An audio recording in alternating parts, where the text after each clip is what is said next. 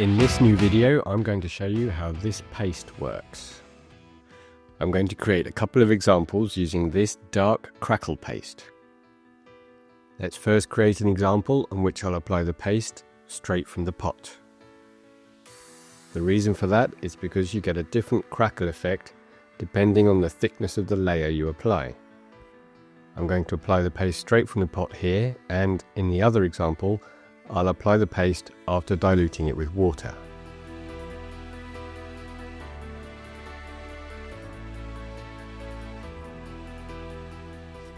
As you can see, when you apply the paste straight from the pot, in other words a thick layer, you get these thicker cracks.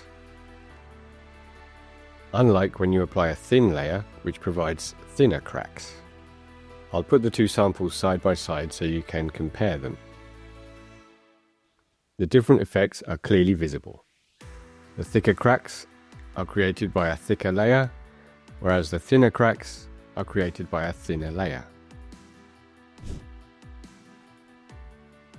As usual, I will be using a 10 by 8 piece of foam that I have shaved slightly using a Stanley knife and then sanded down a bit. Using the same foam, I have cut off a few slices and made impressions to create a kind of pavement or something like that. Here I have all the pieces cut out, as you can see, and now I'm going to give them some texture using this scouring pad. By rubbing them and applying just a little pressure, I can add texture to each of these pieces. Then I can glue them down using white glue to finish my base.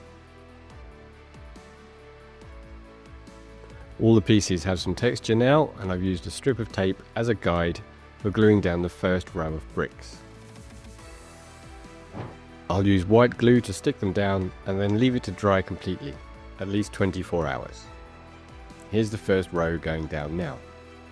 Given that we used glue for this surface, I can cut off all the excess using a Stanley knife once the glue is dry. Then, using some sandpaper that you can hold with a piece of wood or whatever, you can sand down the edges for a completely smooth finish.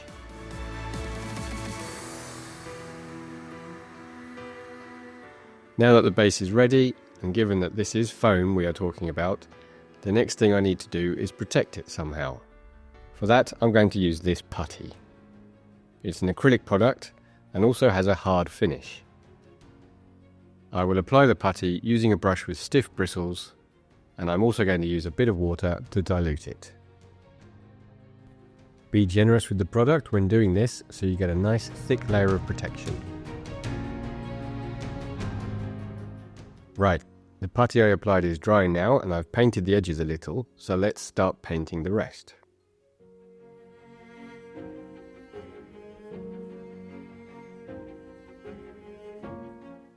I want to apply a nice even layer all over the surface.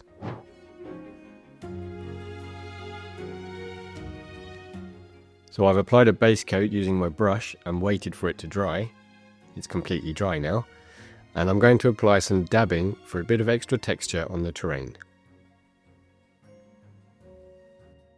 Using a slightly darker colour, I dip the sponge and then dry it a little before dabbing it on the surface.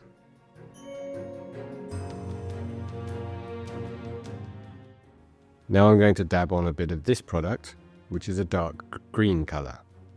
As you can see, I've already applied some in this area here, and this will provide a bit more contrast overall.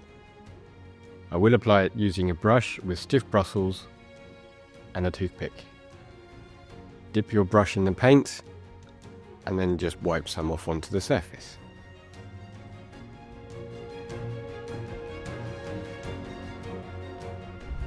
For some washes and to get a little more contrast between the different parts, I'm going to use a couple of acrylic inks.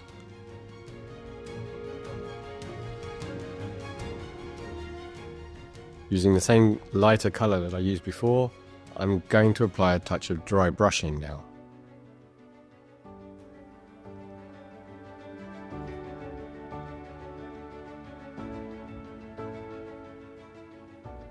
The time has come to apply the crackle paste.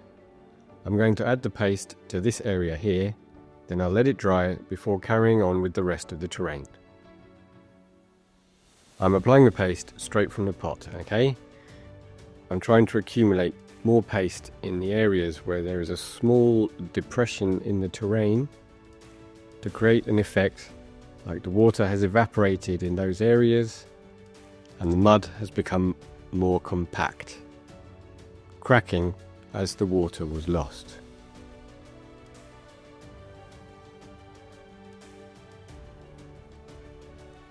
As you can see, it's completely dry now, and the crackle effect is different in different areas. In the areas where I diluted the paste with a bit of water, the cracks are thinner, whereas in the areas where I used the paste straight from the pot, the cracks are thicker. I personally think this is a great effect. It simulates a wet area where the water has evaporated and the ground has cracked. Right, for some more effects, I've got a wash prepared here. I used this oil, the industrial earth, and this wash. And I've added a little matte effect thinner. I want to apply my wash to this area.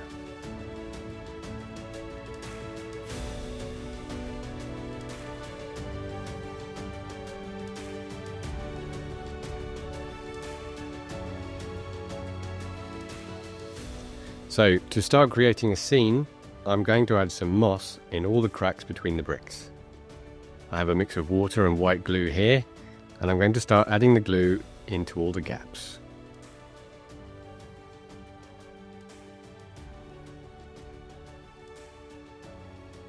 Then I can start dropping in the moss, little by little, to fill up all the grooves. In goes all the moss. Now that I've finished with the moss, I'm going to add some dirt and vegetation to this area here. As you can see, I've mixed some dry dirt with little sticks, leaves and other things.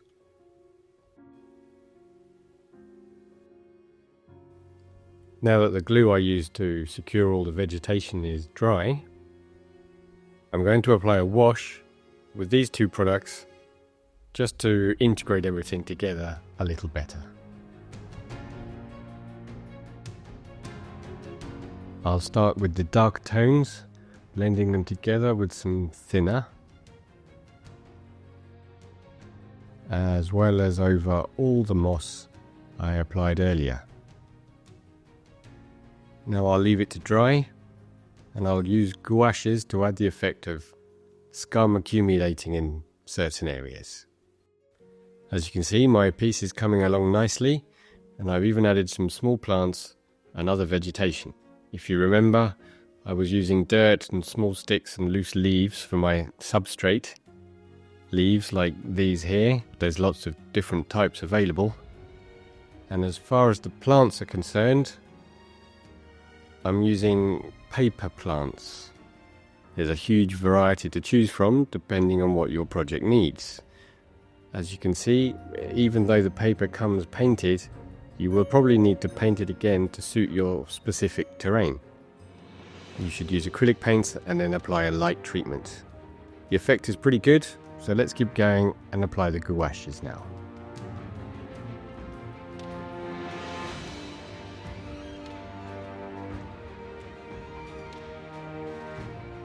I'm adding water to the product.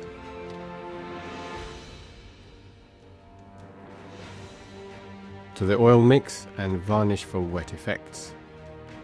Now I'm going to add a bit of that wet effect to all of the terrain. Now that I've added the rest of my vegetation and touched up the wet effects, you can see how my piece is looking now. Details like the vegetation, etc. are what give it that realistic appearance. Remember that the vegetation needs to be quite varied, the more varied the better in fact. But be aware that it should always match the kind of area you are trying to create, the environmental conditions, etc. etc.